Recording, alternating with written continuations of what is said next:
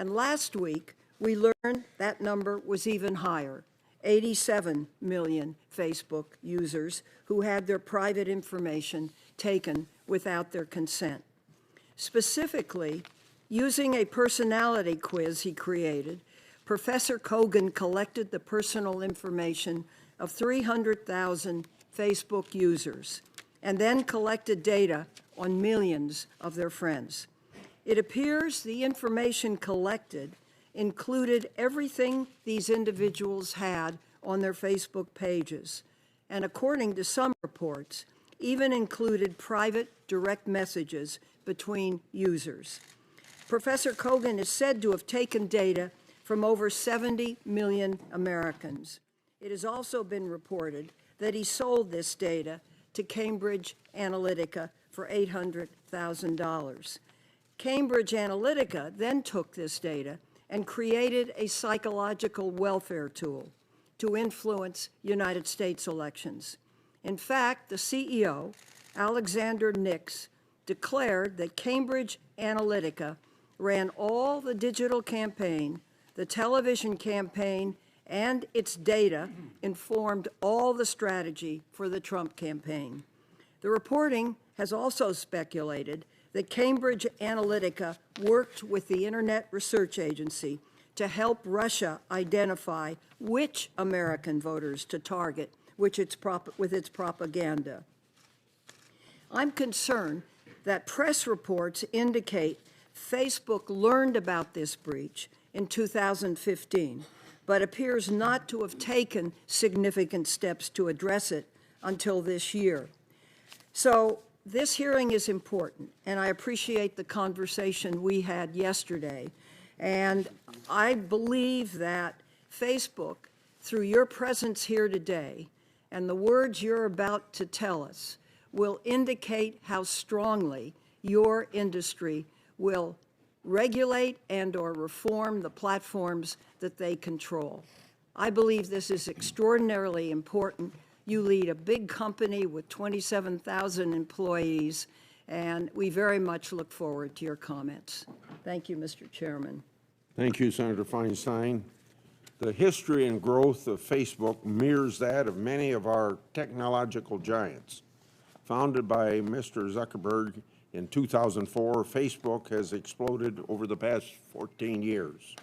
Facebook currently has over 2 billion monthly active users across the world, over 25,000 employees and offices in 13 U.S. cities and various other countries. Like their expanding user base, the data collected on Facebook users has also skyrocketed. They have moved on from schools, likes, and relationship statuses.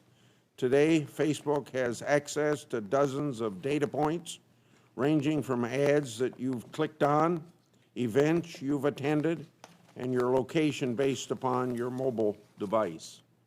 It is no secret that Facebook makes money off this data through advertising revenue, although many seem confused by or altogether unaware of this fact. Facebook generated $40 billion in revenue in 2017, with about 98% coming from advertising across Facebook and Instagram. Significant data collection is also occurring at Google, Twitter, Apple, and Amazon, and even an ever-expanding portfolio of products and services offered by these companies grant endless opportunities to collect increasing amounts of information on their customers. As we get more free or extremely low-cost services, the trade-off for the American consumer is to provide more personal data. The potential for further growth and innovation based on collection of data is limitless. However, the potential for abuse is also significant. While the contours of the Cambridge Analytica situation are still coming to light, there was clearly a breach of consumer trust and a likely improper transfer of data. The Judiciary Committee will hold a separate hearing exploring Cambridge and other data privacy issues. More importantly, though, these events have ignited a larger discussion on consumers' expectations and the future of data privacy in our society.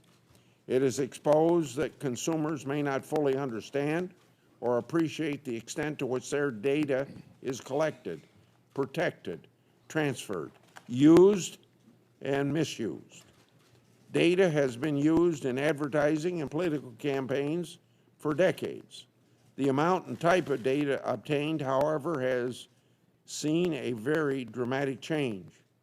Campaigns including Presidents Bush, Obama, and Trump all use these increasing amounts of data to focus on micro-targeting and personalization over numerous social media platforms, and especially Facebook.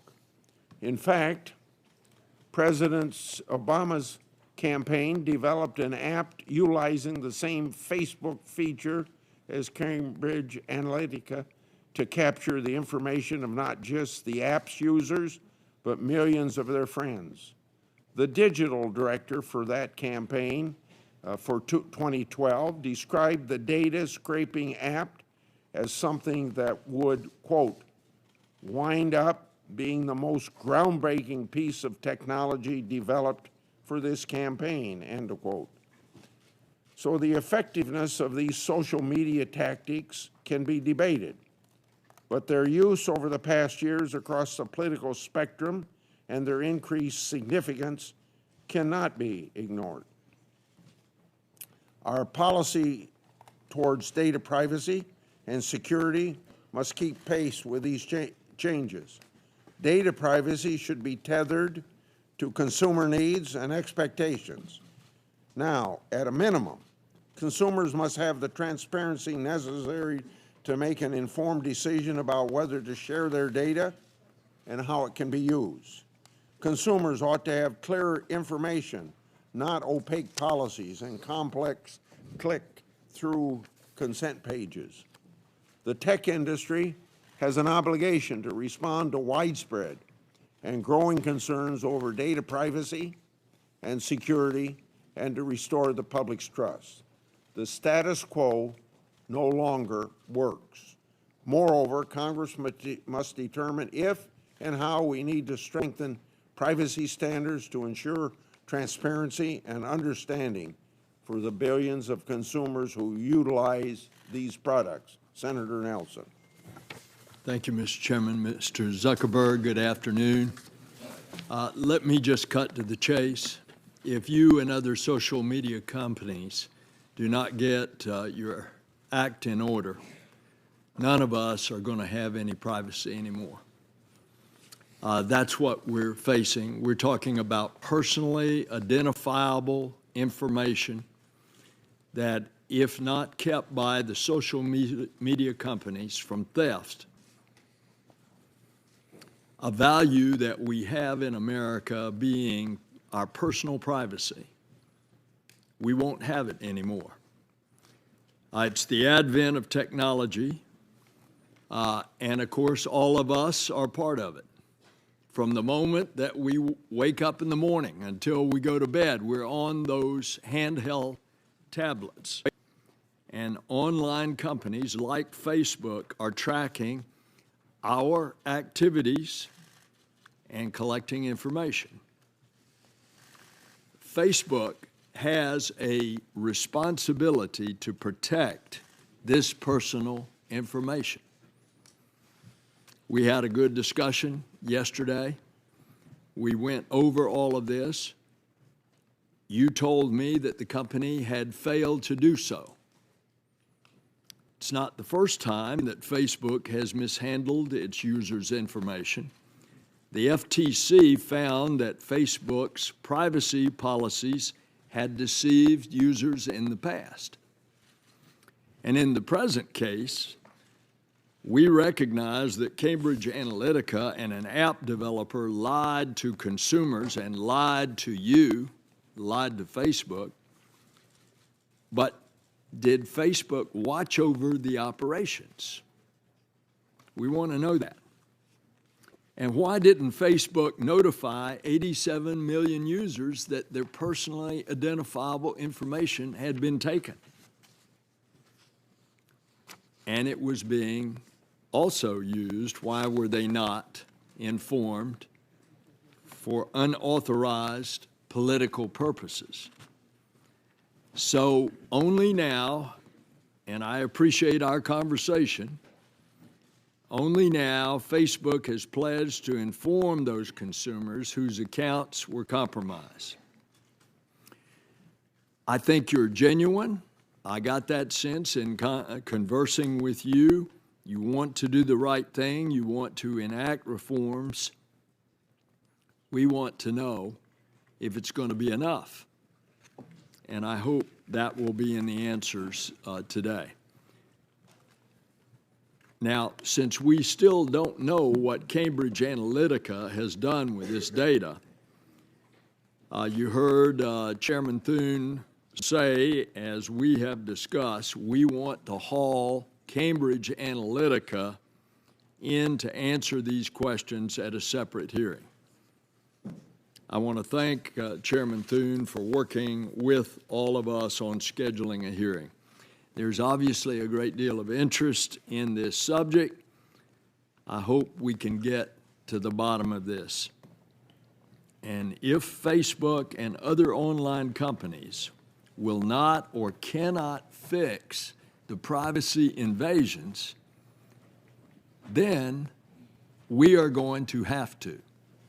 We, the Congress. How can American consumers trust folks like your company to be caretakers of their most personal and identifiable information? And that's the question. Thank you. Thank you, my colleagues and Senator Nelson. Our witness today is Mark Zuckerberg, founder, chairman, chief executive officer of Facebook. Mr. Zuckerberg launched Facebook February 4th, 2004, at the age of 19. And at that time, he was a student at Harvard University. As I mentioned previously, his company now has over $40 billion of annual revenue and over 2 billion monthly active users. Mr. Zuckerberg, along with his wife, also established the Chan Zuckerberg Initiative to further philanthropic causes. I now turn to you. Welcome to the committee. And whatever your statement is orally, if you have a longer one, it'll be included in the record. So proceed, sir. Chairman Grassley, Chairman Thune, Ranking Member Feinstein, and Ranking Member Nelson, and members of the committee. We face a number of important issues around privacy, safety, and democracy, and you will rightfully have some hard questions for me to answer. Before I talk about the steps we're taking to address them, I want to talk about how we got here. Facebook is an idealistic and optimistic company. For most of our existence, we focused on all of the good that connecting people can do. And as Facebook has grown, people everywhere have gotten a powerful new tool for staying connected to the people they love, for making their voices heard, and for building communities and businesses. Just recently, we've seen the Me Too movement and the March for Our Lives organized, at least in part, on Facebook. After Hurricane Harvey, people came together to raise more than $20 million for relief. And more than 70 million small businesses use Facebook to create jobs and grow. But it's clear now that we didn't do enough to prevent these tools from being used for harm as well. And that goes for fake news, for foreign interference in elections, and hate speech, as well as developers and data privacy. We didn't take a broad enough view of our responsibility, and that was a big mistake. And it was my mistake, and I'm sorry. I started Facebook, I run it, and I'm responsible for what happens here.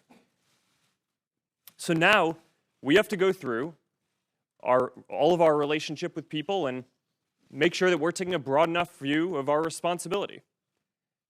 It's not enough to just connect people. We have to make sure that those connections are positive. It's not enough to just give people a voice. We need to make sure that people aren't using it to harm other people or to spread misinformation.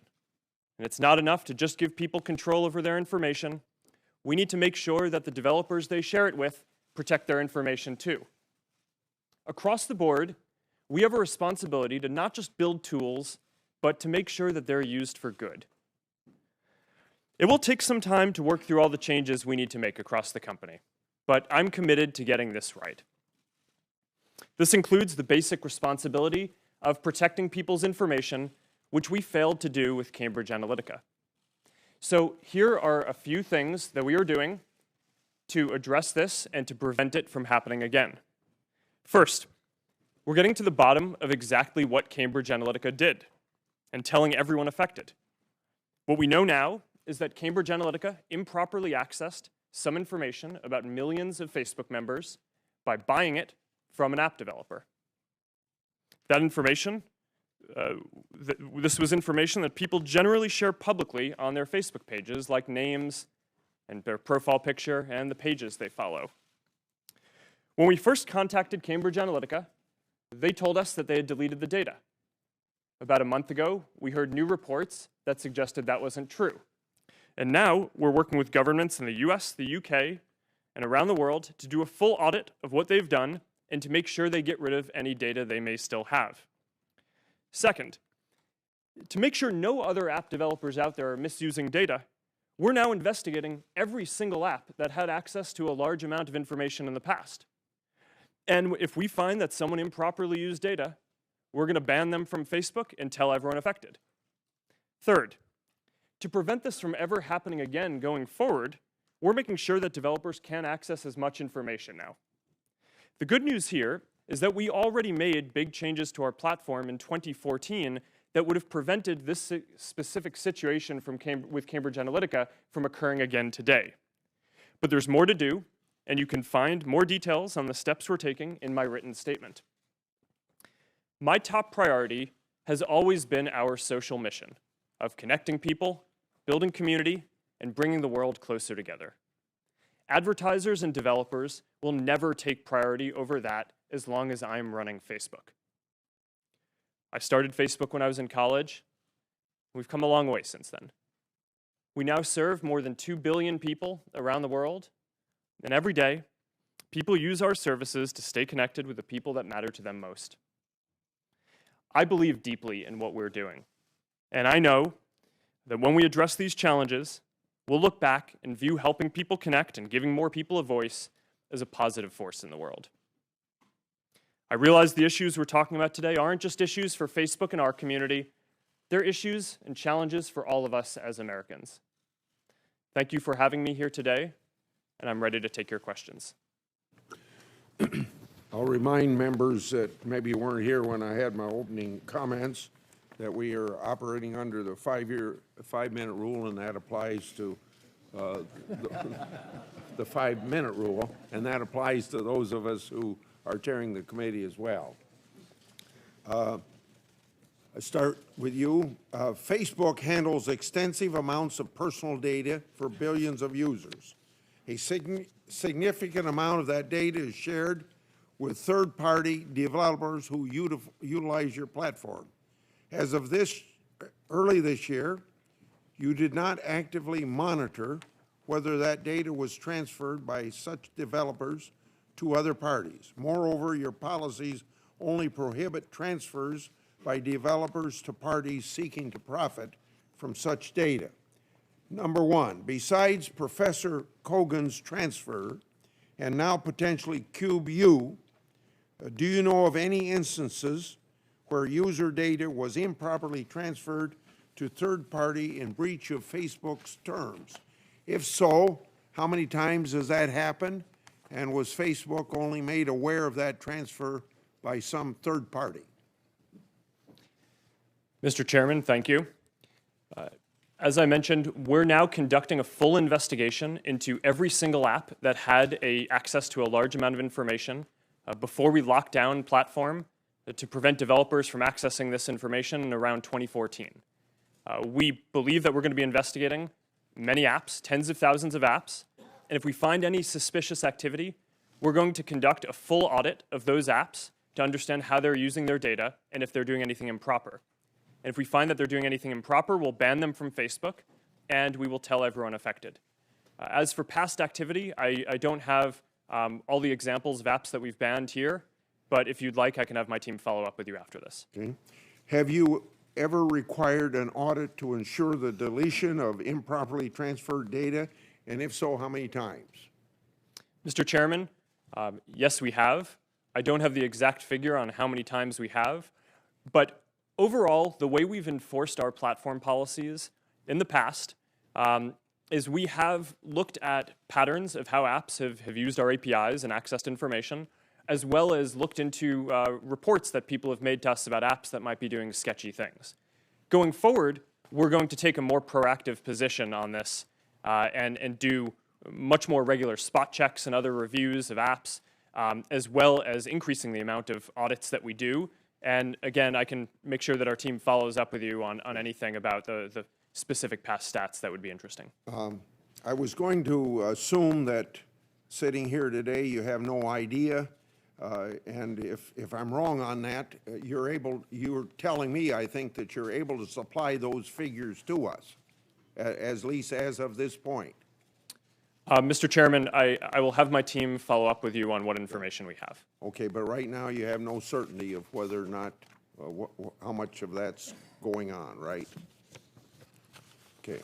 Facebook collects massive amounts of data from consumers, including content, networks, contact lists, device information, location, and information from third parties.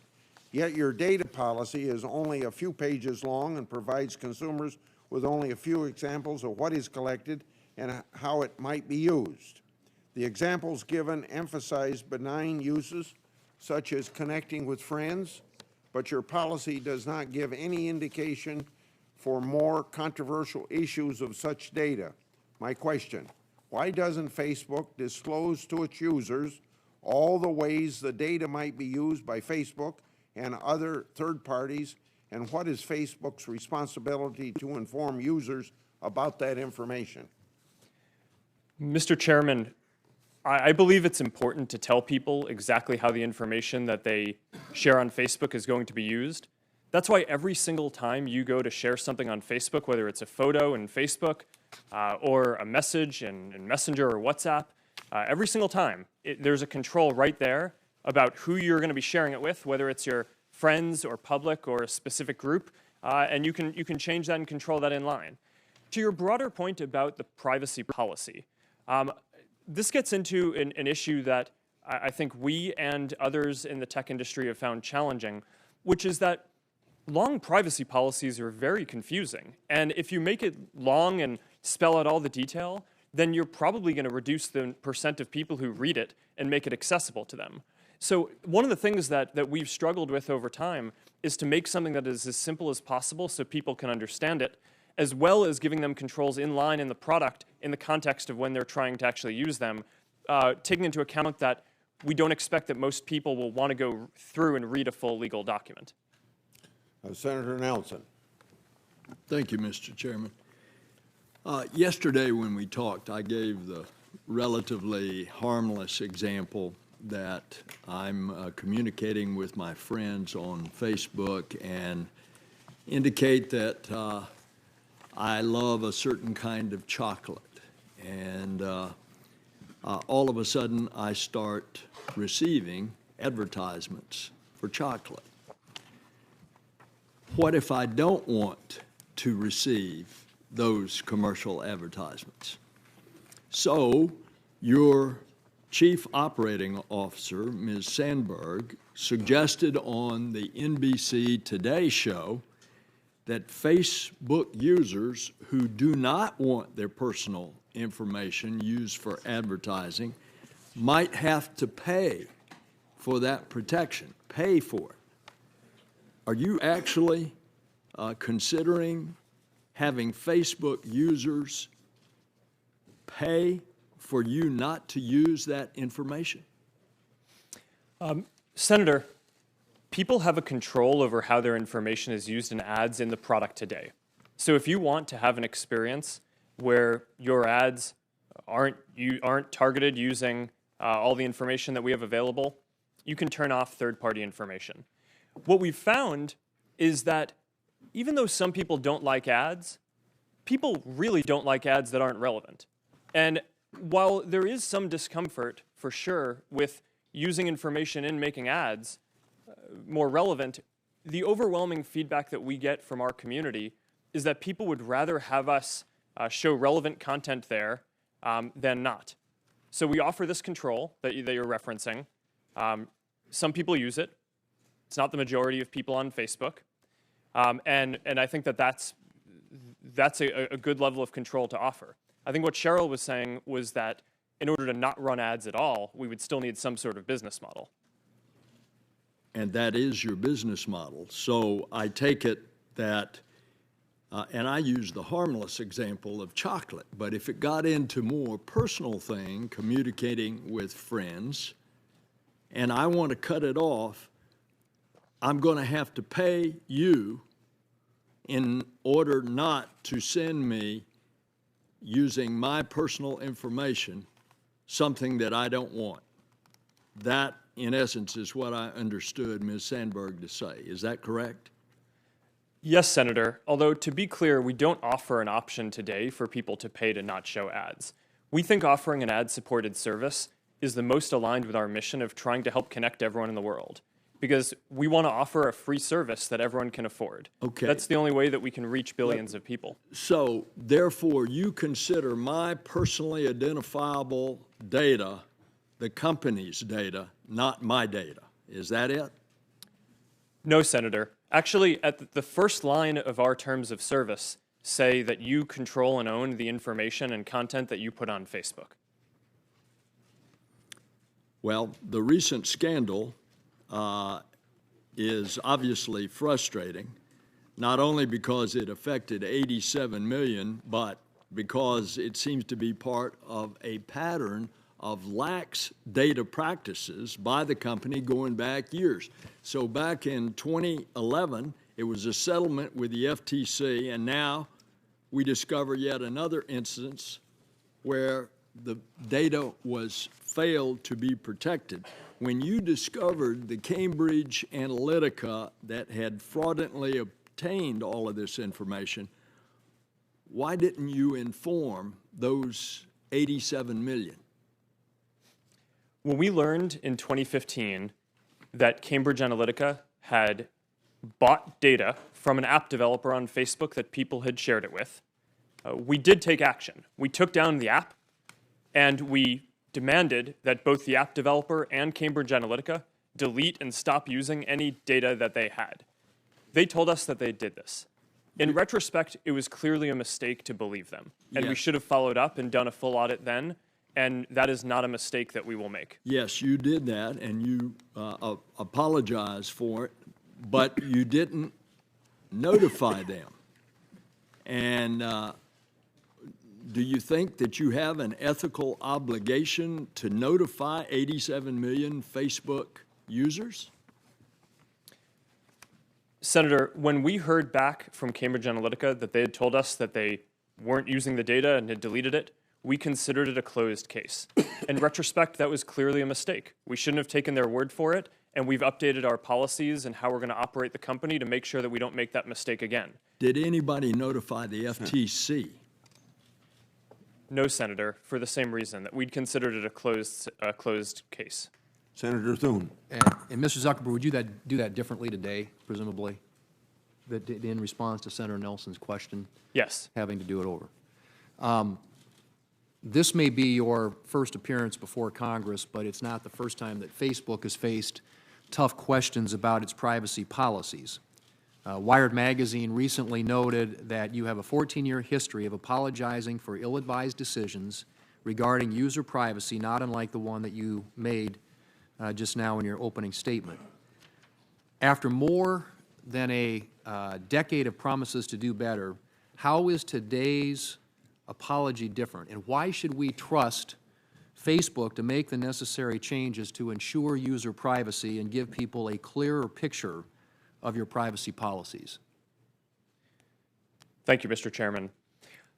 So we have made a lot of mistakes in running the company. I think it's pretty much impossible, I believe, to start a company in your dorm room and then grow it to be at the scale that we're at now without making some mistakes. And because our service is about helping people connect and information, those mistakes have been different in how we try not to make the same mistake multiple times, but in general, a lot of the mistakes are around how people connect to each other just because of the nature of the service. Overall, I would say that we're going through a broader philosophical shift in how we approach our responsibility as a company. For the first 10 or 12 years of the company, I viewed our responsibility as primarily building tools that if we could put those tools in people's hands, then that would empower people to do good things. What I think we've learned now across a number of issues, not just data privacy, but also fake news and foreign interference in elections, is that we need to take a more proactive role and a broader view of our responsibility. It's not enough to just build tools. We need to make sure that they're used for good. And that means that we need to now take a more active view in policing the ecosystem and in watching and kind of looking out and making sure that all of the members in our community are using these tools in a way that's going to be good and healthy. So at the end of the day, this is going to be something where people will measure us by our results on this. It's not that I expect that anything I say here today to necessarily change people's view, but I'm committed to getting this right, and I believe that over the coming years, once we fully work all these solutions through, people will see real differences. Okay. Well, and I'm glad that you all have gotten that message.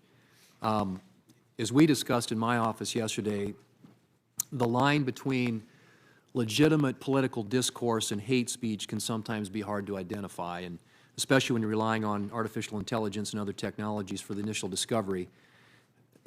Can you discuss what steps that Facebook currently takes when making these evaluations, the challenges that you face, and any examples of where you may draw the line between what is and what is not hate speech? Yes, Mr. Chairman. I'll speak to hate speech, and then I'll talk about enforcing our content policies more broadly. So actually, maybe if you're okay with it, I'll go in the other order. So from the beginning of the company in 2004, I started it in my dorm room. It was me and my roommate. We didn't have AI technology that could look at the content that people were sharing. So we basically had to enforce our content policies reactively. People could share what they wanted, and then if someone in the community found it to be offensive or against our policies, they'd flag it for us and we'd look at it reactively. Now, increasingly, we are developing AI tools that can identify certain classes of bad activity proactively and flag it for our team at Facebook.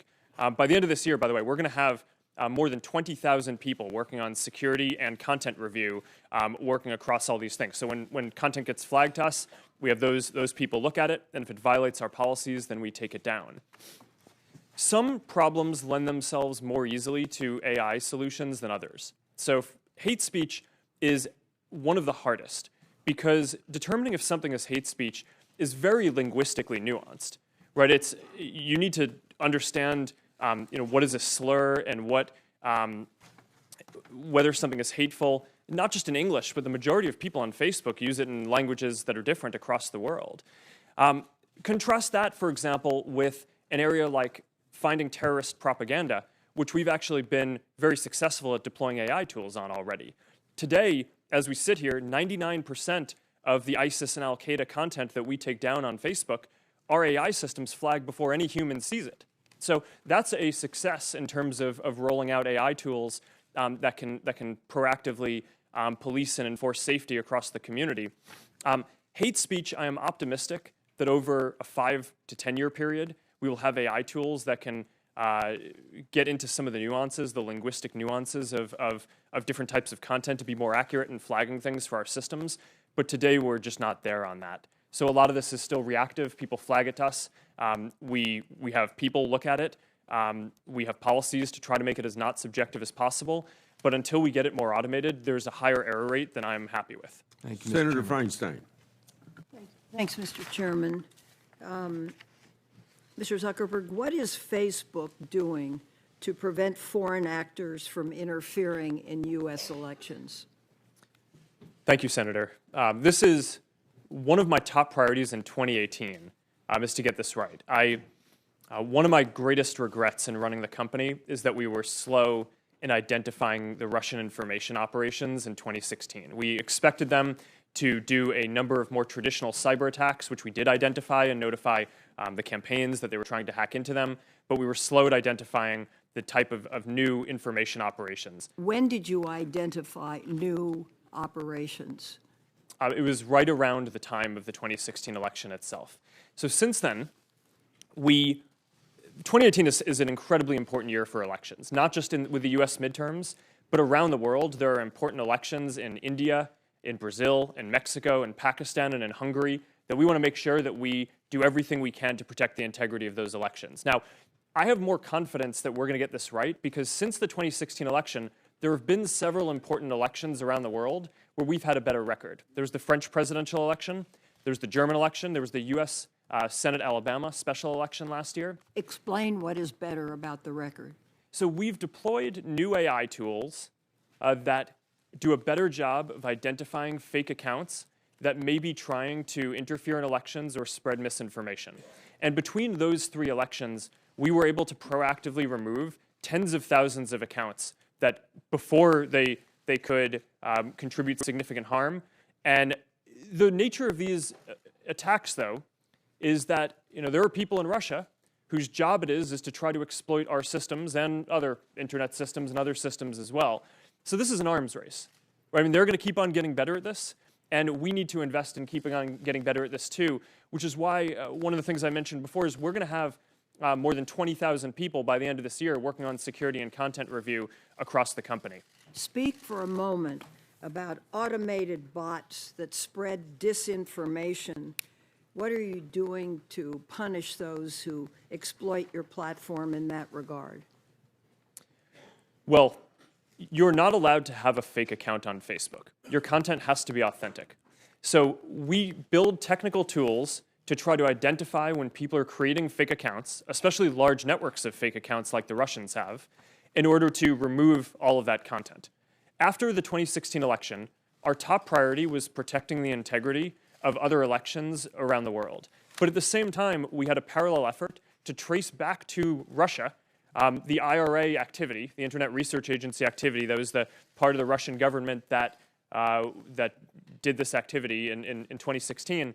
And just last week, we were able to determine that a number of Russian media organizations that were sanctioned by the Russian regulator were operated and controlled by this Internet Research Agency. So we took the step last week. There was a pretty big step for us of taking down sanctioned news organizations in Russia as part of an operation to remove 270 fake accounts and pages, part of their broader network in Russia that was actually not targeting international interference as much as, sorry, let me correct that. It was primarily targeting spreading misinformation in Russia itself, as well as certain Russian-speaking neighboring countries. How many accounts of this type have you taken down?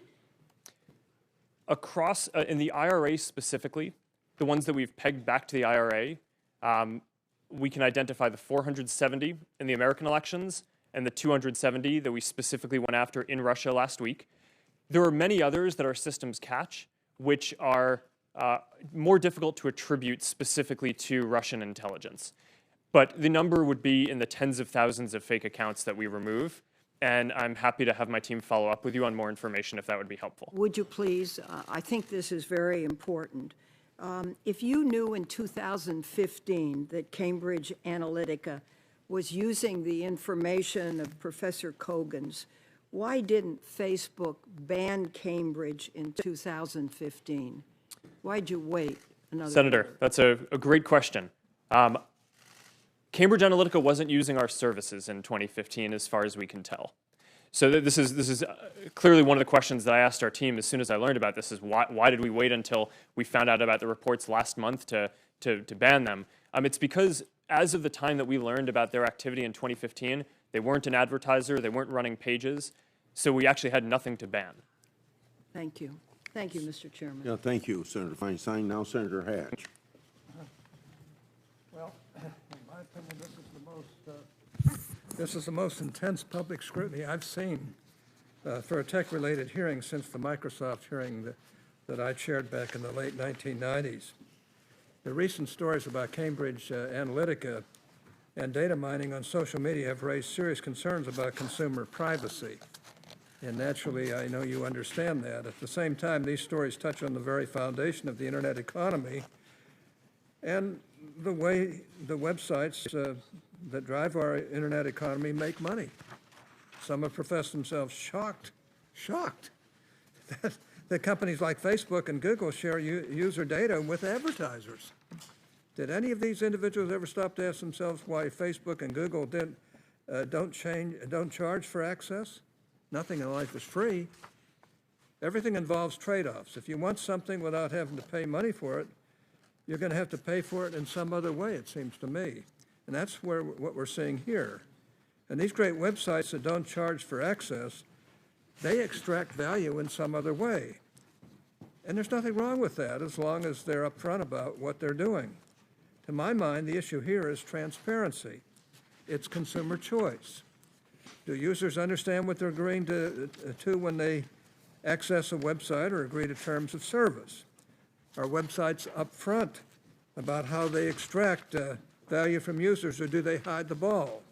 Do consumers have the information they need to make an informed choice regarding whether or not to visit a particular website? To my mind, these are questions that we should ask or be focusing on. Now, Mr. Zuckerberg, I remember well your first visit to Capitol Hill back in 2010.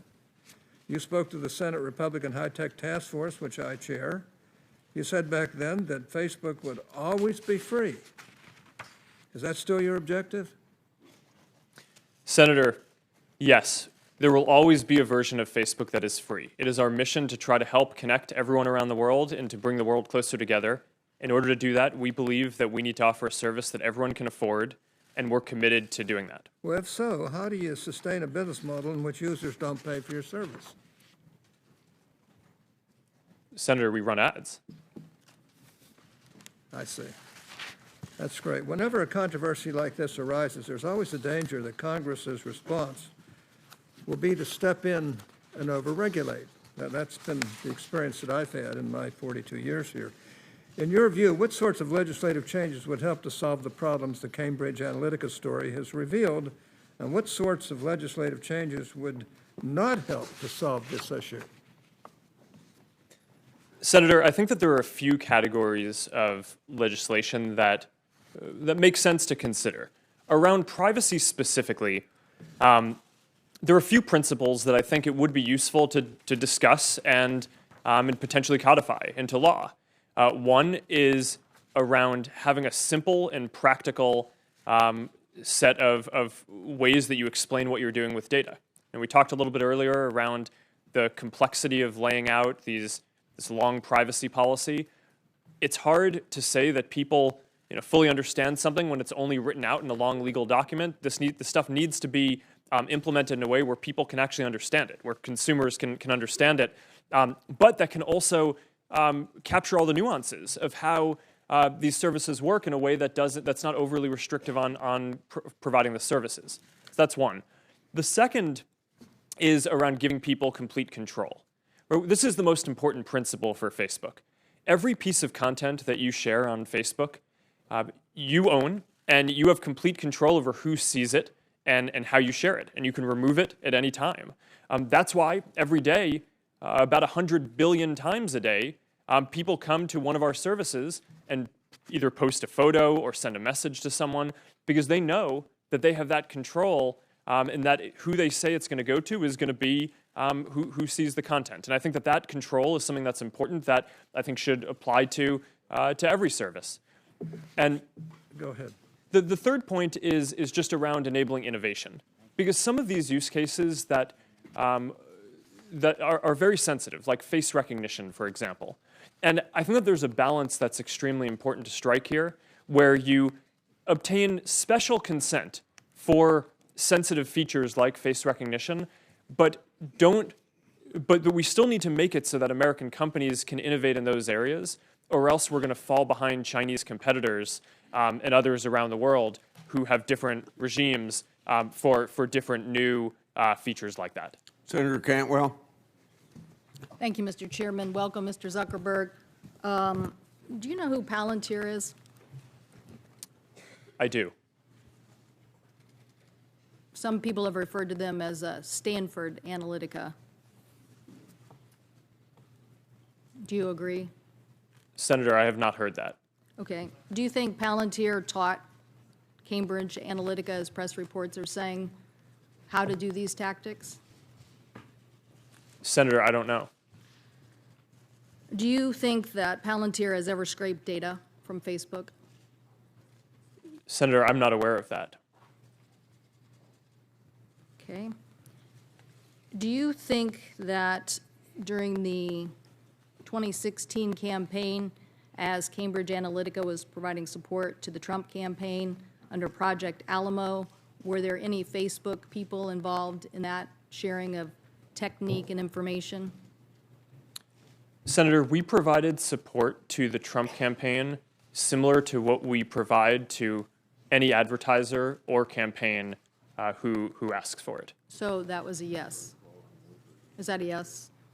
Senator, can you repeat the specific question? I just want to make sure I get specifically what you're asking. During the 2016 campaign, Cambridge Analytica worked with the Trump campaign to refine tactics, and were Facebook employees involved in that? Senator, I don't know that our employees were involved with Cambridge Analytica, although I know that we did help out the Trump campaign overall in sales support in the same way that we do with other campaigns. So they may have been involved in all working together during that time period. Maybe that's something your investigation will find out.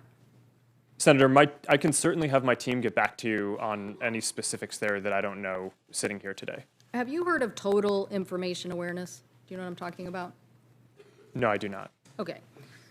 Total information awareness was 2003. John Ashcroft and others trying to do similar things to what I think is behind all of this. Geopolitical forces trying to get data and information to influence a process. So when I look at Palantir and what they're doing, and I look at WhatsApp, which is another acquisition, and I look at where you are from the 2011 consent decree and where you are today, I'm thinking, is this guy outfoxing the foxes, or is he going along with what is a major trend in an information age to try to harvest information for political forces? And so my question to you is, do you see that those applications, that those companies, Palantir and even WhatsApp, are going to fall into the same situation that you've just fallen into over the last several years? Senator, I'm not sure specifically. Overall, I do think that these issues around information access are challenging. To the specifics about those apps, I'm not really that familiar with what Palantir does. WhatsApp collects very little information, and I think is less likely to have the kind of issues because of the way that the service is architected. But certainly I think that these are broad issues across the tech industry. Well, I guess given the track record of where Facebook is and why you're here today, I guess people would say that they didn't act boldly enough. And the fact that people like John Bolton basically was an investor in New York Times article earlier, I guess it was actually last month, that the Bolton Pack was obsessed with how America was becoming limp-wristed and spineless and had wanted research and messaging for national security issues. So the fact that, you know, there are a lot of people who are interested in this larger effort. And what I think my constituents want to know is, was this discussed at your board meetings? And what are the applications and interests that are being discussed without putting real teeth into this? We don't want to come back to this situation again. I believe you have all the talent. My question is whether you have all the will to help us solve this problem. Yes, Senator. So data privacy and foreign interference in elections are certainly topics that we have discussed at the board meeting. These are some of the biggest issues that the company has faced, and we feel a huge responsibility to get these right. Do you believe the European regulations should be applied here in the U.S.? Senator, I think everyone in the world deserves good privacy protection. And regardless of whether we implement the exact same regulation, I would guess that it would be somewhat different because we have somewhat different sensibilities in the U.S. as to other countries. We're committed to rolling out the controls and the affirmative consent and the special controls around sensitive types of technology like face recognition that are required in GDPR. We're doing that around the world. So I think it's certainly worth discussing whether we should have something similar in the U.S. But what I would like to say today is that we're going to go forward and implement that regardless of what the regulatory outcome is. Senator Wicker. Senator Thune will chair next. Senator Wicker. Thank you, Mr. Chairman. And Mr. Zuckerberg, thank you for being with us. My question is going to be sort of a follow-up on what Senator Hatch was talking about. And let me agree with basically his advice that we don't want to over-regulate to the point where we're stifling innovation and investment. I understand with regard to suggested rules or suggested legislation, there are at least two schools of thought out there. One would be the ISPs, the Internet Service Providers, who are advocating for privacy protections for consumers that apply to all online entities equally across the entire Internet ecosystem. Now, Facebook is an edge provider, on the other hand. It's my understanding that many edge providers, such as Facebook, may not support that effort because edge providers have different business models than the ISPs and should not be considered like services. So do you think we need consistent privacy protections for consumers across the entire Internet ecosystem that are based on the type of consumer information being collected, used, or shared, regardless of the entity doing the collecting or using or sharing? Senator, this is an important question. I would differentiate between ISPs, which I consider to be the pipes of the internet, and the platforms like Facebook or Google or Twitter or YouTube that are the apps or platforms on top of that. I think in general, the expectations that people have of the pipes are somewhat different from the platforms. So there might be areas where there needs to be more regulation in one and less in the other, but I think that there are going to be other places where there needs to be more regulation of the other type. Specifically, though, on the pipes, one of the important issues that I think we face and have debated is when you say pipes, you mean ISPs. The ISPs. Yeah. And I know net neutrality has been a hotly debated topic. And one of the reasons why I have been out there saying that I think that should be the case is because I look at my own story of when I was getting started building Facebook at Harvard. I only had one option for an ISP to use. And if I had to pay extra in order to make it so that my app could potentially be seen or used by other people, then we probably wouldn't be here today. Okay, but we're talking about privacy concerns, and let me just say we'll have to follow up on this. But I think you and I agree this is going to be one of the major items of debate if we have to go forward and do this from a governmental standpoint. Let me just move on to another couple of items. Is it true that, as was recently publicized, that Facebook collects the call and text histories of its users that use Android phones? Senator, we have an app called Messenger for sending messages to your Facebook friends, and that app offers people an option to sync their text messages into the messaging app and to make it so that so you can have one app where it has both your texts and your Facebook messages in one place. We also allow people the option of you can opt in or out of that. Yes, it is opt-in? Opt out. It is opt-in. You have to affirmatively say that you want to sync that information before we get access. Unless you opt in, you don't collect that call and text history. That is correct. And is that true for? Is this practice done at all with minors, or do you make an exception there for persons aged 13 to 17? I do not know. We can follow up. Okay, do that. Let's do that. And one other thing. There have been reports that Facebook can track a user's internet browsing activity even after that user has logged off of the Facebook platform. Can you confirm whether or not this is true? Senator, I want to make sure I get this accurate, so it would probably be better to have my team follow up So you don't know? afterwards. I know that people use cookies on the internet, and that you can probably correlate activity between sessions.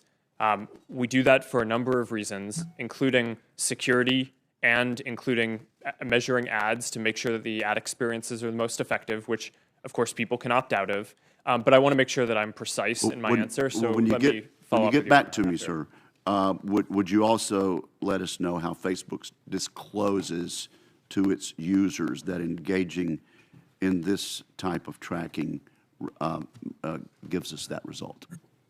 Yes. And thank you very much. Thank you, Senator Wicker. Senator Leahy's up next. Thank you. Mr. Zuckerberg, I assume Facebook's been served with subpoenas from the special counsel Mueller's office. Is that correct? Yes. Have you or anyone at Facebook been interviewed by the special counsel's office? Yes. Have you been interviewed? I have not. I have not. Others have. I believe so, and I want to be careful here because that our work with the special counsel is confidential, and I want to make sure that in an open session I'm not revealing something that's confidential. I understand. I just want to make clear that you have been contacted, you have had subpoenas. Actually, let me clarify that. I actually am not aware of a subpoena. I believe that there may be, but I know we're working with them. Thank you. 6 months ago, your general counsel promised us that you were taking steps to prevent Facebook from serving what I would call an unwitting co-conspirator in Russian interference. But these unverified, divisive pages are on Facebook today. They look a lot like the anonymous groups of Russian agents used to spread propaganda during the 2016 election. Are you able to confirm whether they're Russian-created groups? Yes or no? Senator, are you asking about those specifically? Yes. Senator, last week we actually announced a major change to our ads and pages policies that we will be verifying the identity of every single Ask about advertiser. the specific ones. Do you know whether they are? I am not familiar with those pieces of content specifically. But if you decided this policy of a week ago, you'd be able to verify them? We are working on that now. What we're doing is we're going to verify the identity of any advertiser who's running a political or issue-related ad. This is basically what the Honest Ads Act is proposing, and we're following that. And we're also going to do that for pages. But you can't answer on these. I'm not familiar with those specific But cases. will you find out the answer and get back to me? I'll have my team get back to you. I do think it's worth adding, though, that we're going to do the same verification of the identity and location of admins who are running large pages. So that way, even if they aren't going to be buying ads in our system, that will make it significantly harder for Russian interference efforts or other inauthentic efforts to try to spread misinformation through the network. Insofar as it's been going on for some time, some might say that's about time. 6 months ago, I asked your general counsel about Facebook's role as a breeding ground for hate speech against Rohingya refugees. Recently, UN investigators blamed Facebook for playing a role in inciting possible genocide in Myanmar, and there has been genocide there. Now, you say you use AI to find this. This is the type of content I'm referring to. It calls for the death of a Muslim journalist. Now, that threat went straight through your detection systems. It spread very quickly. And then it took attempt after attempt after attempt and the involvement of civil society groups to get you to remove it. Why couldn't it be removed within 24 hours? Senator, what's happening in Myanmar is a terrible tragedy. and we need to do more. We all agree with that. Okay. But you and investigators have blamed, you blame Facebook for playing a role in the genocide. We all agree it's terrible. How can you dedicate, and will you dedicate, the resources to make sure such hate speech is taken down within 24 hours? Yes, we're working on this. And there are 3 specific things that we're doing. One is we're hiring dozens of more Burmese language content reviewers, because hate speech is very language specific. It's hard to do it without people who speak the local language, and we need to ramp up our effort there dramatically. Second is we're working with civil society in Myanmar to identify specific hate figures so we can take down their accounts rather than specific pieces of content. And third is we're standing up a product team to do specific product changes in Myanmar and other countries that may have similar issues in the future to prevent this from happening. When Senator Cruz and I sent a letter to Apple asking what they're going to do about Chinese censorship. My question, I'll place it. That'd be great. Thank you, Senator Leahy. Place for the record, I want to know what you will do about Chinese censorship when they come to you. Senator Graham's up next. Thank you. Are you familiar with Andrew Bosworth? Yes, Senator, I am. He said, so we connect more people, maybe someone dies in a terrorist attack, coordinated on our tools. The ugly truth is that we believe in connecting people so deeply that anything that allows us to connect more people more often is de facto good. Do you agree with that? No, Senator, I do not. And as context, Boz wrote that. Boz is what we call him internally. He wrote that as an internal note. We have a lot of discussion internally. I disagreed with it at the time that he wrote it. If you looked at the comments on the internal discussion, the vast majority of people internally did too. That you did a poor job as a CEO communicating your displeasure with such thoughts, because if he had understood where you were at, he would never said it to begin with. Well, Senator, we try to run our company in a way where people can express different opinions internally. Well, this is an opinion that really disturbs me. And if somebody worked for me that said this, I'd fire him. Who's your biggest competitor? Senator, we have a lot of competitors. Who's your biggest? I think the categories of, do you want just one? I'm not sure I can give one, but can I give a bunch? Mm-hmm. So there are 3 categories that I would focus on. One are the other tech platforms, so Google, Apple, Amazon, Microsoft. We overlap with them in different ways. Do they provide the same service you provide? In different ways, different parts of it, Let me put it this way. If I buy a Ford and it doesn't work well and I don't like it, I can buy a Chevy. If I'm upset with Facebook, what's the equivalent product that I can go sign up for? Well, there's the second category that I was going to talk about. I'm not talking about categories. I'm talking about, is there real competition you face? Because car companies face a lot of competition. If they make a defective car, it gets out in the world, people stop buying that car, they buy another one. Is it an alternative to Facebook in the private sector? Yes, Senator. The average American uses 8 different apps to communicate with their friends and stay in touch with people, ranging from texting apps to email. Which is the same service you provide. Well, we provide a number of different services. Is Twitter the same as what you do? It overlaps with a portion of what we do. You don't think you have a monopoly? It certainly doesn't feel like that to me. Okay. So it doesn't. So Instagram, you bought Instagram. Why did you buy Instagram? Because they were very talented app developers who were making good use of our platform and understood our values. It was a good business decision. My point is that one way to regulate a company is through competition, through government regulation. Here's the question that all of us got to answer. What do we tell our constituents, given what's happened here, why we should let you self-regulate? What would you tell people in South Carolina that, given all the things we've just discovered here, it's a good idea for us to rely upon you to regulate your own business practices? Well, Senator, my position is not that there should be no regulation.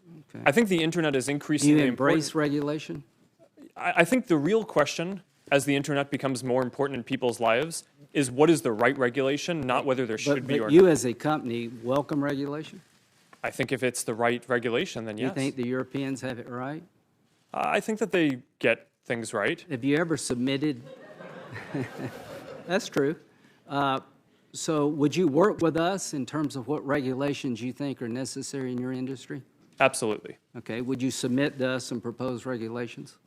Yes, and I'll have my team follow up with you so that way we can have this discussion across the different categories where I think that this discussion needs to happen. Look forward to it. When you sign up for Facebook, you sign up for terms of service. Are you familiar with that? Yes. Okay. It says, the terms govern your use of Facebook and the products, features, apps, services, technologies, software we offer, Facebook's products or products, except where we expressly state that separate terms and not these apply. I'm a lawyer, I have no idea what that means. But when you look at terms of service, this is what you get. Do you think the average consumer understands what they're signing up for? I don't think that the average person likely reads that whole document. Yeah. But I think that there are different ways that we can communicate that and have a responsibility to do so. Do you agree with me that you better come up with different ways because this ain't working?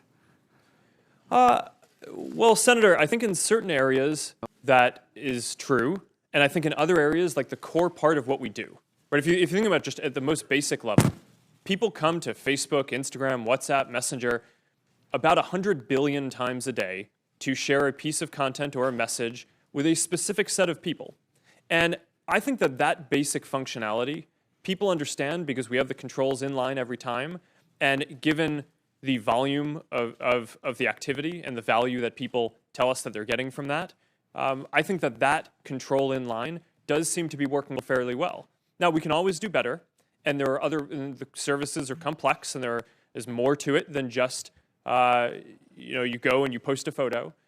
So I agree that in many places we could do better. But I think for the core of the service, it actually is quite clear. Thank you, Senator Graham. Senator Klobuchar.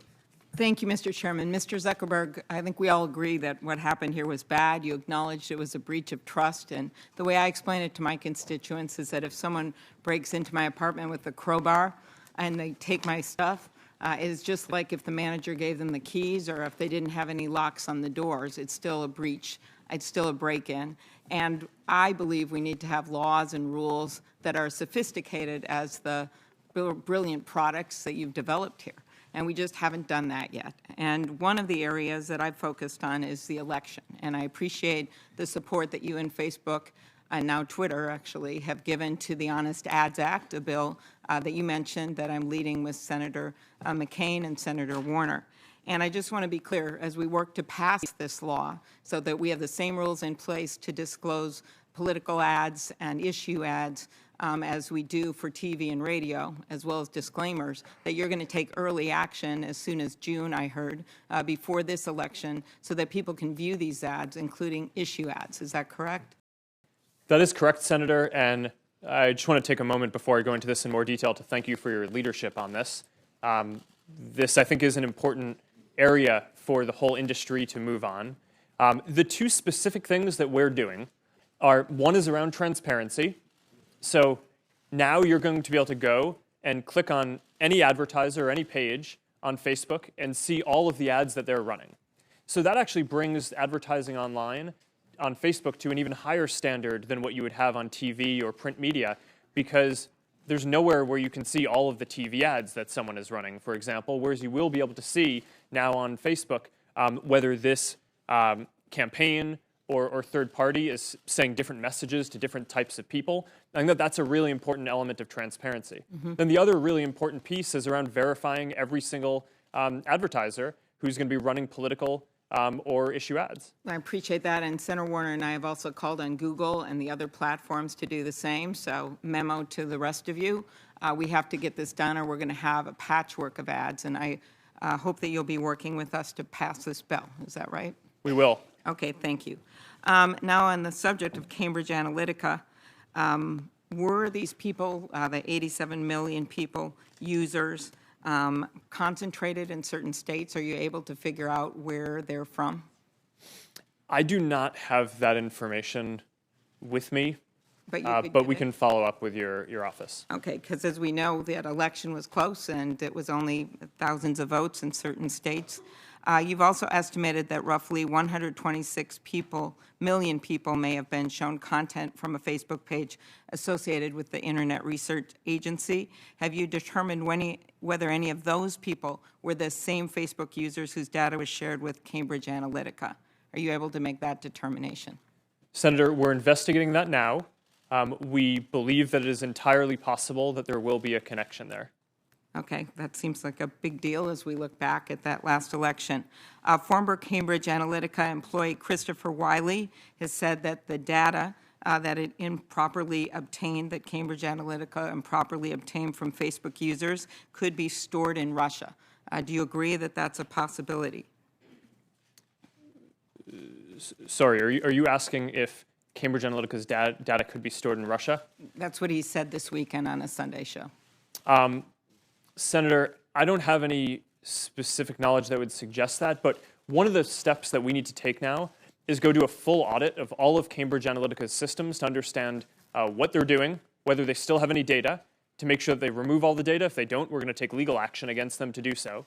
That audit, we have temporarily seeded that in order to let the UK government complete their government investigation first, because of course a government investigation takes precedence over a company doing that. But we are committed to completing this full audit and getting to the bottom of what's going on here, so that way we can have more answers to this. Okay, you earlier stated publicly and here that you would support some privacy rules so that everyone's playing by the same rules here. And you also said here that you should have notified customers earlier. Would you support a rule that would require you to notify your users of a breach within 72 hours? Senator, that makes sense to me, and I think we should have our team follow up with yours to discuss the details around that more. Thank you. I just think part of this was when people don't even know that their data's been breached, that's a huge problem, and I also think we get to solutions faster when we get that information out there. Thank you, and we look forward to passing this bill. We'd love to pass it before the election on the honest ads, and looking forward to better disclosure this election. Thank you. Thank you, Senator Klobuchar. Senator Blunt's up next. Thank you, Mr. Chairman. Mr. Zuckerberg, nice to see you. When I saw you not too long after I entered the Senate in 2011, I told you when I sent my business cards down to be printed, they came back from the Senate print shop with the message that was the first business card they'd ever printed a Facebook address on. There are days when I've regretted that, but more days when we get lots of information that we need to get. There are days when I wonder if Facebook Friends is a little misstated. It doesn't seem like I have those every single day. But, you know, the platform you've created is really important. Now, my son, Charlie, who's 13, is dedicated to Instagram, so he'd want to be sure I mentioned him while I was here with you. I haven't printed that on my card yet. I will say that, but I think we have that account as well. Lots of ways to connect people. And the information, obviously, is an important commodity, and it's what makes your business work. I get that. However, I wonder about some of the collection efforts, and maybe we can go through largely just even yes and no, and then we'll get back to more expansive discussion of this. But do you collect user data through cross-device tracking? Senator, I believe we do link people's accounts between devices in order to make sure that their Facebook and Instagram and their other experiences can be synced between their devices. And that would also include offline data that's tracking that's not necessarily linked to Facebook, but linked to some device they went through Facebook on. Is that right? Senator, I want to make sure we get this right, so I want to have my team follow up with you on that afterwards. Well, that doesn't seem that complicated to me. Now, you understand this better than I do, but maybe you can explain to me why that's complicated. Do you track devices that an individual who uses Facebook has that is connected to the device that they use for their Facebook connection, but not necessarily connected to Facebook? I'm not sure the answer to that question. Really? Yes. There may be some data that is necessary to provide the service that we do, but I don't have that on sitting here today, so that's something that I would want to follow up. Now, the FTC last year flagged cross-device tracking as one of their concerns, generally, that people are tracking devices that the users of something like Facebook don't know that are being tracked. How do you disclose your collection methods? Is that all in this document that I would see and agree to before I entered into a Facebook? Yes, Senator. So there are two ways that we do this. One is we try to be exhaustive in the legal documents around the terms of service and privacy policies. But more importantly, we try to provide inline controls so that people that are in plain English that people can understand. They can either go to settings or we can show them at the top of the app periodically so that people understand all the controls and settings they have and can configure their experience the way that they want. So do people now give you permission to track specific devices in their contract? And if they do, is that a relatively new addition to what you do? Senator, I'm sorry, I don't have that. Am I able to opt out? Am I able to say it's okay for you to track what I'm saying on Facebook, but I don't want you to track what I'm texting to somebody else off Facebook on an Android phone? Oh, okay. Yes, Senator. In general, Facebook is not collecting data from other apps that you use. There may be some specific things about the device that you're using that Facebook needs to understand in order to offer the service. But if you're using Google or you're using some texting app, unless you specifically opt in that you want to share the texting app information, Facebook wouldn't see that. Has it always been that way? Or is that a recent addition to how you deal with those other ways that I might communicate? Senator, my understanding is that that is how the mobile operating systems are architected.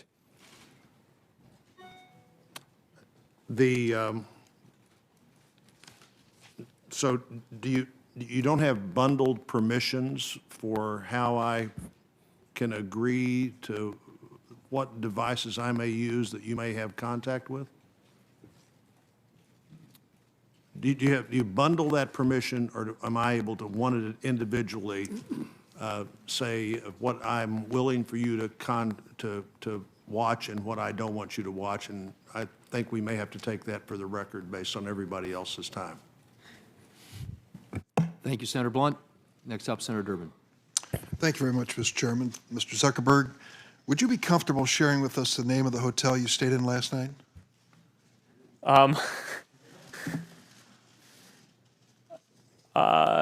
No.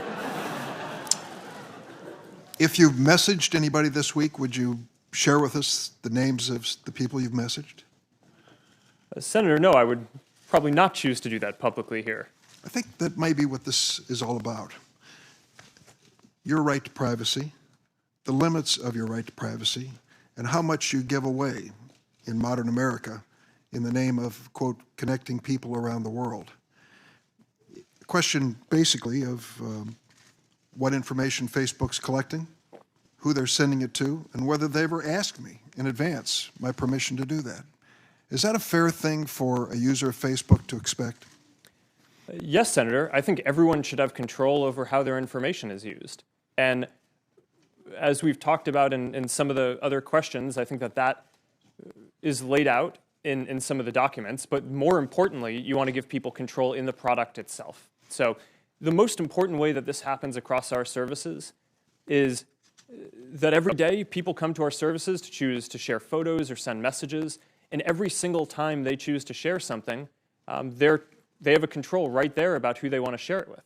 But that level of control is extremely important. They certainly know within the Facebook pages who their friends are, but they may not know, as has happened, and you've conceded this point in the past, that sometimes that information is going way beyond their friends, and sometimes people have made money off of sharing that information.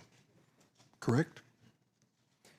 Senator, you're referring, I think, to our developer platform, and it may be useful for me to give some background on how we set that up, if that's useful.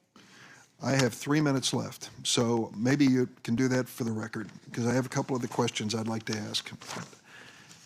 You have recently announced something that is called Messenger Kids. Facebook created an app allowing kids between the ages of 6 and 12 to send video and text messages through Facebook as an extension of their parents' account. You have cartoon-like stickers and other features designed to appeal to little kids, first graders, kindergartners. On January 30th, the Campaign for Commercial-Free Childhood and lots of other child development organizations warned Facebook. They pointed to a wealth of research demonstrating that excessive use of digital devices and social media is harmful to kids, and argued that young children simply are not ready to handle social media accounts at age 6. In addition, there are concerns about data that's being gathered about these kids. Now, there are certain limits in the law, we know. There's the Children's Online Privacy Protection Act. What guarantees can you give us that no data from Messenger Kids is or will be collected or shared with those that might violate that law? All right, Senator, so a number of things I think are important here.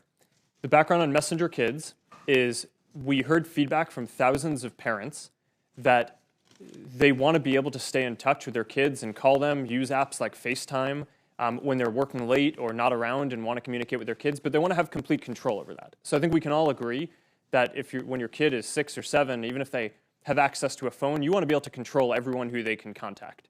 And there wasn't an app out there that did that. So we built this service to do that.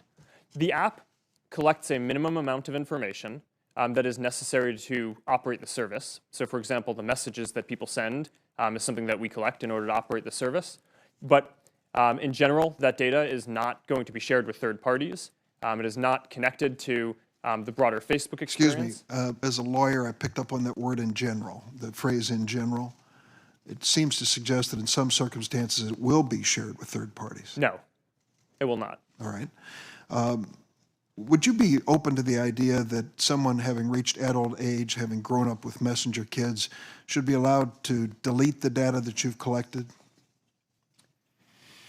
Senator, yes. As a matter of fact, when you become 13, which is our legal limit or limiter, we don't allow people under the age of 13 to use Facebook, you don't automatically go from having a Messenger Kids account to a Facebook account. You have to start over and get a Facebook account. So I think it's a good idea to consider making sure that all that information is deleted, and in general, people are going to be starting over when they get their Facebook or other accounts. I'll close because I just have a few seconds. Illinois has a Biometric Information Privacy Act, our state does, which is to regulate the commercial use of facial, voice, finger, and iris scans and the like.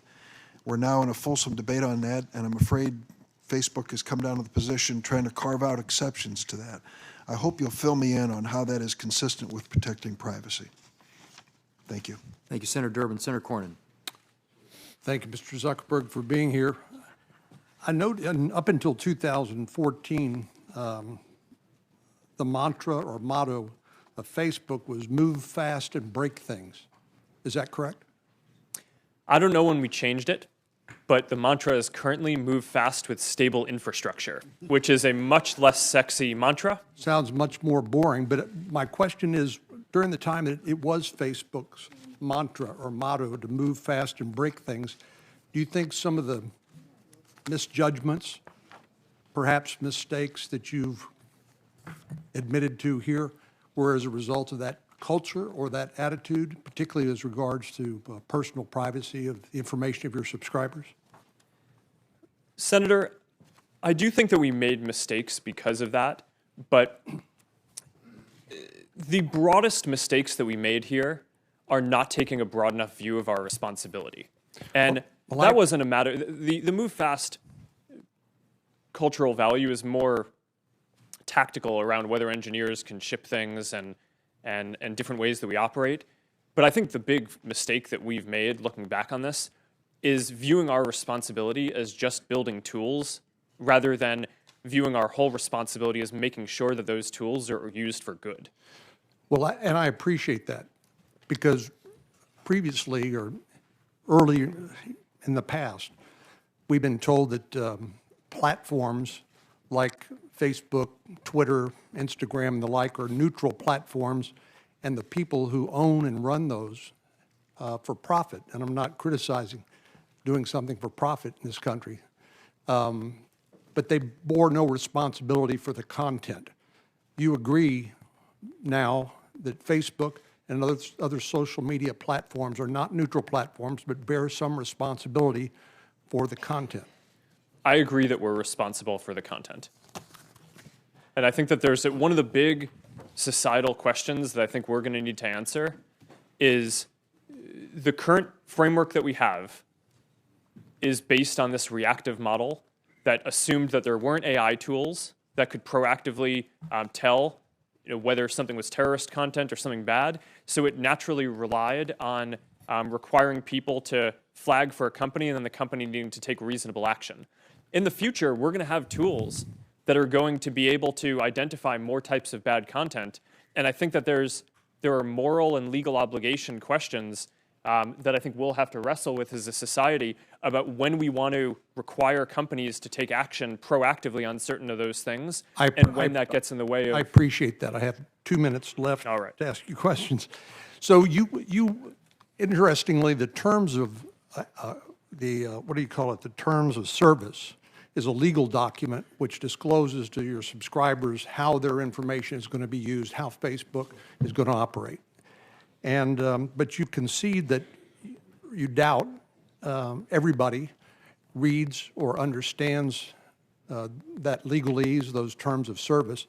So is that to suggest that the consent that people give subject to that terms of service is not informed consent? In other words, they may not read it, and even if they read it, they may not understand it? I just think we have a broader responsibility than what the law requires. So I appreciate that. What I'm asking about in terms of what your subscribers understand in terms of how their data is going to be used. But let me go to the terms of service. Under paragraph number 2, you say you own all of the content and information you post on Facebook. That's what you've told us here today a number of times.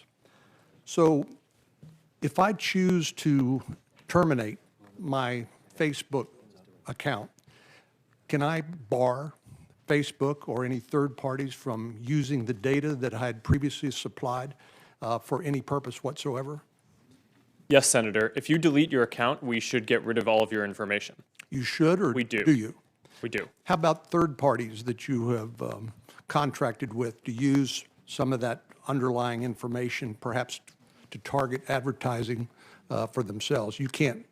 Do you claw back that information as well, or does that remain in their custody? Well, Senator, this is actually a very important question. I'm glad you brought this up because there's a very common misperception about Facebook that we sell data to advertisers. And we do not sell data to advertisers. Well, we don't sell data to anyone. You clearly rent it. What we allow is for advertisers to tell us who they want to reach, and then we do the placement. So if an advertiser comes to us and says, all right, I'm a ski shop and I want to sell skis to women, then we might have some sense because people shared skiing-related content or said they were interested in that. They shared whether they're a woman, and then we can show the ads to the right people without that data ever changing hands and going to the advertiser. That's a very fundamental part of how our model works and something that is often misunderstood, so I appreciate that you brought that up. Thank you, Senator Cornyn. We had indicated earlier on that we would take a couple of breaks, give our witness an opportunity, and I think we've been going now for just under 2 hours. So I think what we'll do is... You do a few more. Zuckerberg, are you want to keep going? I mean, maybe 15 minutes. Okay. Does that work? All right, we'll keep going. Senator Blumenthal is up next, and we will commence. Thank you, Mr. Chairman. Thank you for being here today, Mr. Zuckerberg. You have told us today, and you've told the world, that Facebook was deceived by Alexander Kogan when he sold user information to Cambridge Analytica, correct? Yes. I want to show you the terms of service that Alexander Kogan provided to Facebook. And note for you that in fact, Facebook was on notice that he could sell that user information. Have you seen these terms of service before? I have not.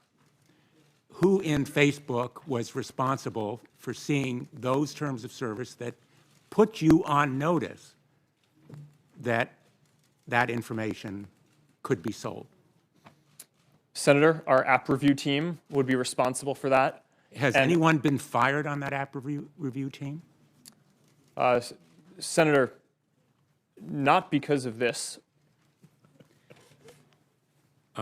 Doesn't that term of service conflict with the FTC order that Facebook was under at that very time that this term of service was, in fact, provided to Facebook? And you'll note that the FTC order specifically requires Facebook to protect privacy. Isn't there a conflict there? Senator, it certainly appears that we should have been aware that this app developer submitted a term that was in conflict with the rules of the platform. Well, what happened here was, in effect, willful blindness. It was heedless and reckless, which, in fact, amounted to a violation of the FTC consent decree. Would you agree? No, Senator. My understanding is that is not that this was a violation of the consent decree, but as I've said a number of times today, I think we need to take a broader view of our responsibility around privacy than just what is mandated in the current laws. Well, here is my reservation, Mr. Zuckerberg, and I apologize for interrupting you, but my time is limited. We've seen the apology tours before. You have refused to acknowledge even an ethical obligation to have reported this violation of the FTC consent decree. And we have letters, we've had contacts with Facebook employees, and I'm going to submit a letter for the record from Sandy Parakilas, with your permission, that indicates not only a lack of resources, but lack of attention to privacy. And so my reservation about your testimony today is that I don't see how you can change your business model unless there are specific rules of the road. Your business model is to monetize user information, to maximize profit over privacy. And unless there are specific rules and requirements enforced by an outside agency, I have no assurance that these kinds of vague commitments are going to produce action. So I want to ask you a couple of very specific questions, and they are based on legislation that I've offered, the My Data Act, legislation that Senator Markey is introducing today, the Consent Act, which I'm joining.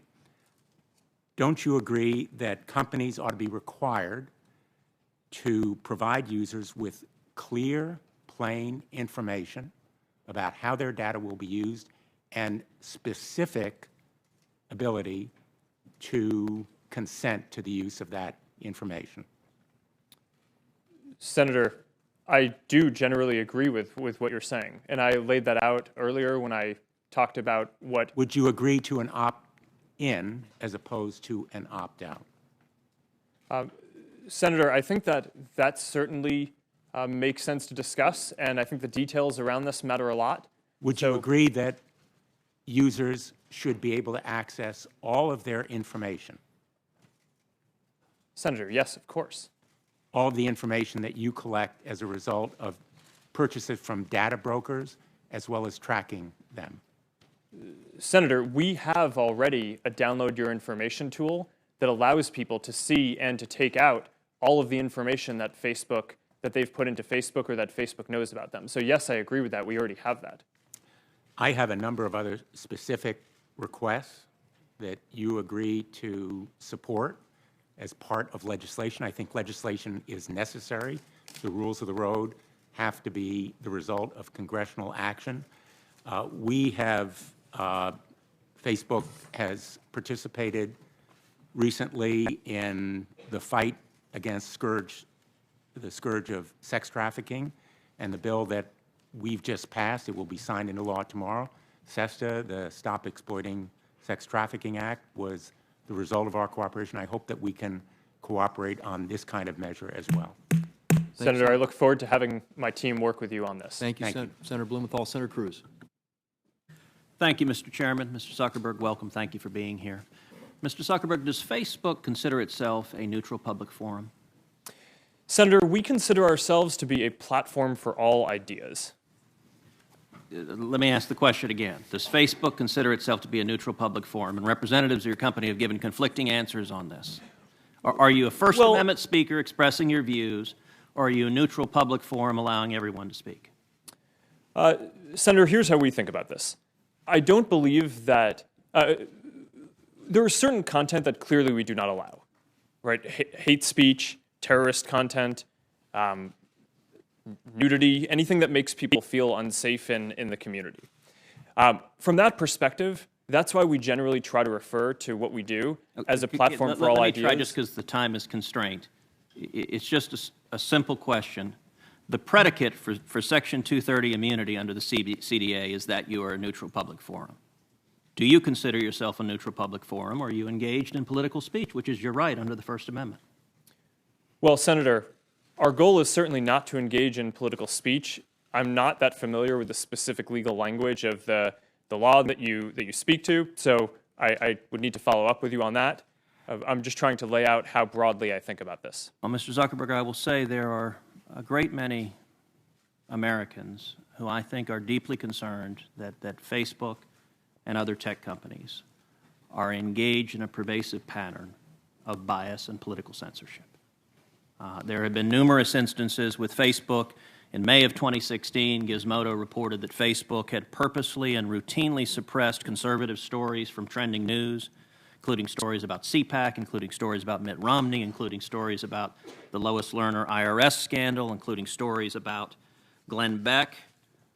In addition to that, Facebook has initially shut down the Chick-fil-A Appreciation Day page, has blocked a post of a Fox News reporter, has blocked over 24 Catholic pages, and most recently blocked Trump supporters Diamond and Silk's page with 1.2 million Facebook followers after determining their content and brand were, quote, unsafe to the community.